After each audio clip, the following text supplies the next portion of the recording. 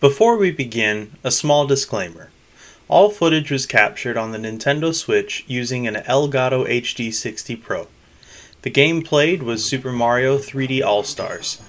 This copy of Super Mario 64 was legally obtained. Please don't take me down, Nintendo.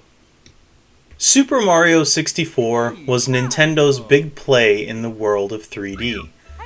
It was them saying that 3D gaming was the future, and they were going to dive in head first. The world showed new ways to have the platforming and puzzles that Mario would have normally just ran right for.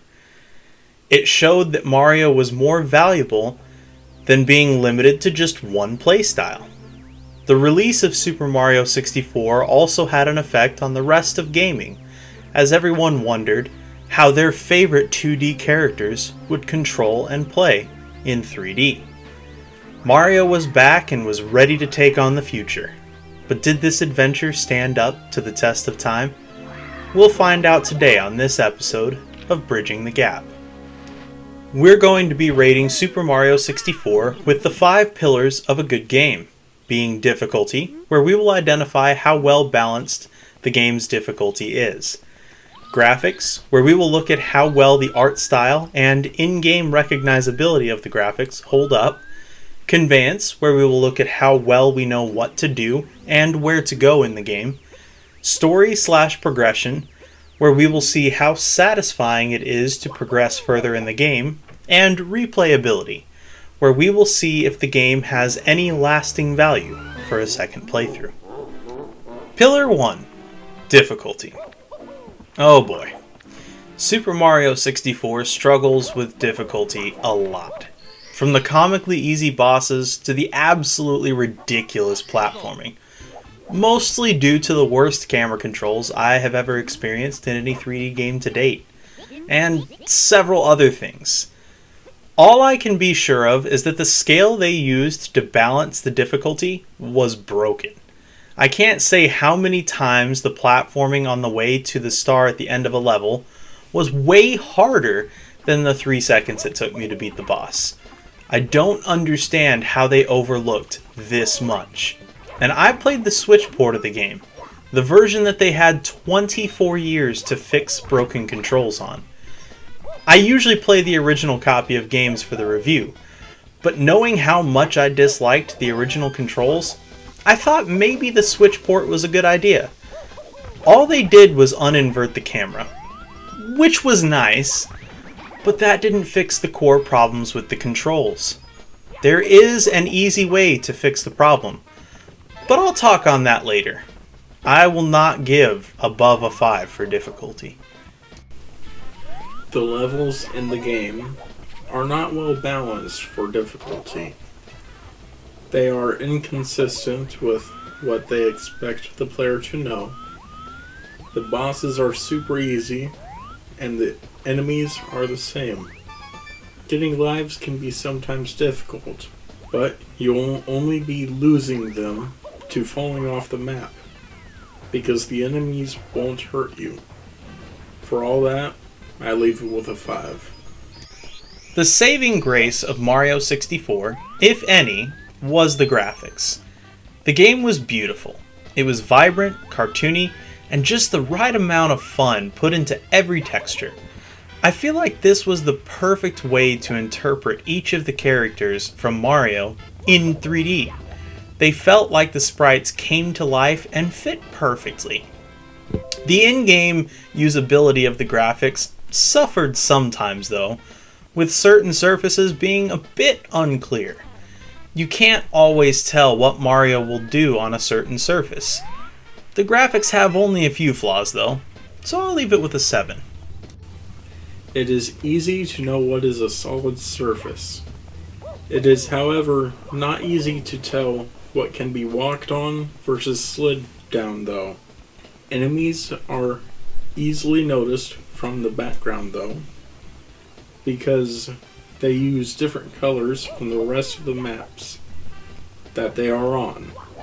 Overall, I give graphics a 7.5.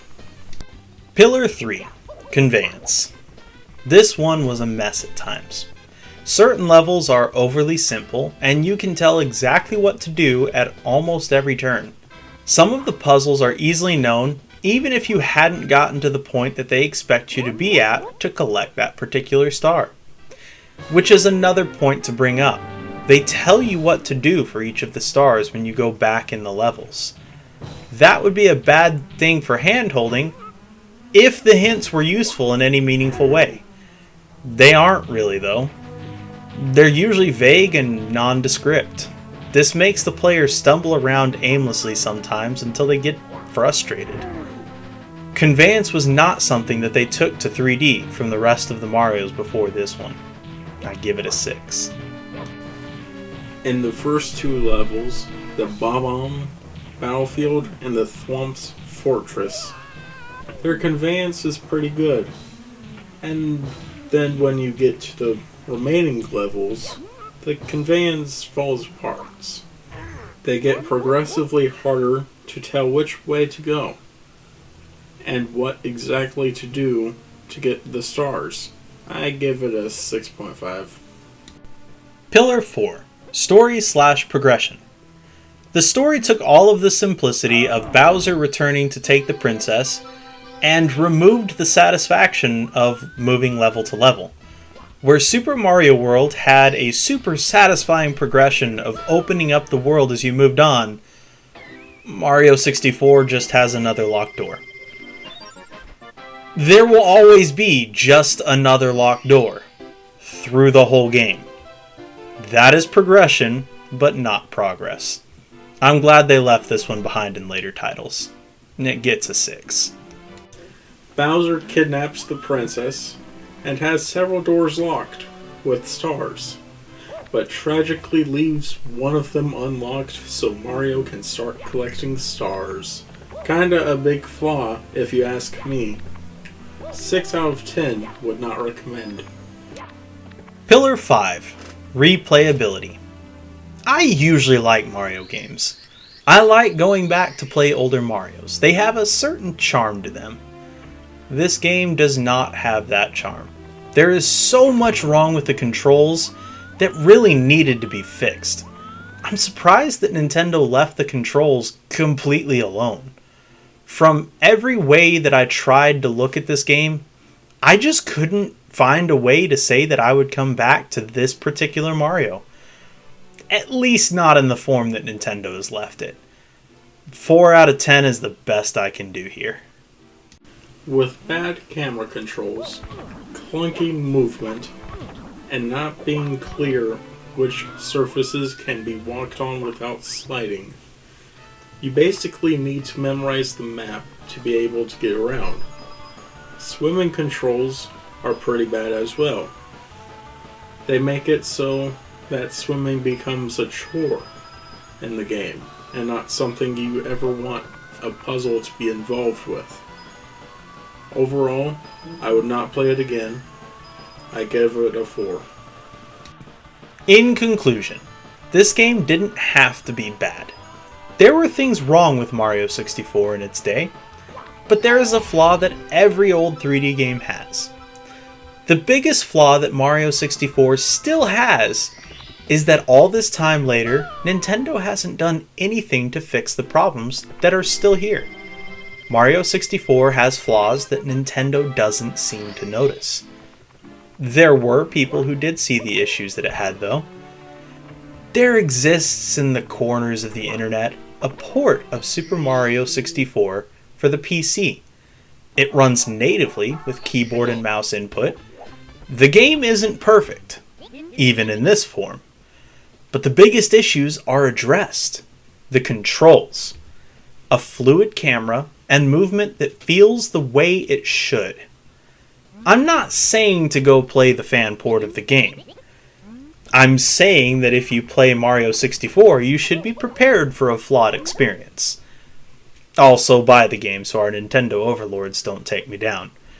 I really tried to love Mario 64, but after my time with it, I just can't say that I do. With that being said, this has been Melting Data and Dark Crusader. We'll catch you through the next door.